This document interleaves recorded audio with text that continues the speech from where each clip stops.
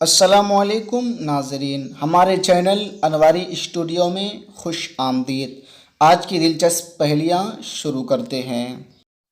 تو دوستو، ایک شخص نے ہندوستان میں پچھم کے بجائے پورب کی طرف منہ کر کے نماز پڑھی تو نماز ہو گئی۔ تو دوستو، آپ اس کا جواب کمنٹ باکس میں بھی لکھ سکتے ہیں ہمارے جواب دینے سے پہلے۔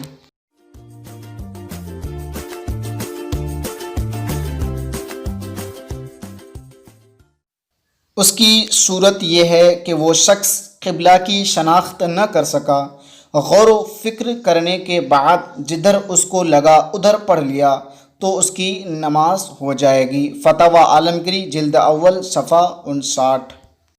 تو دوستو، وہ کون سی صورت ہے؟ ایک شخص نے ہمارے ملک میں چاروں طرف سے نماز پڑھی اور نماز صحیح ہو گئی۔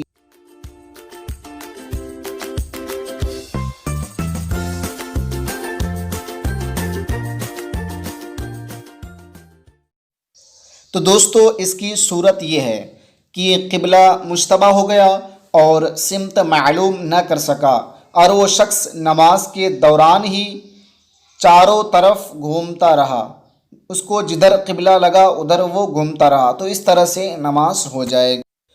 وہ کون سی صورت ہے؟ نمازی نے جان بوجھ کر قبلہ کی طرف منہ کر کے نماز نہ پڑھی اور نماز بھی ہو گئی۔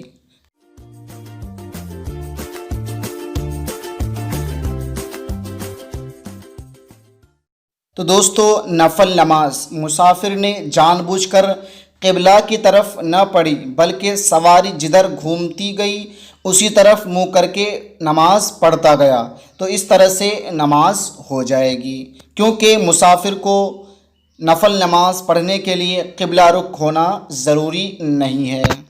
تو دوستو، کس صورت میں جس طرف چاہے متوجہ ہو کر رخ کر کے نماز پڑھنا جائز ہے؟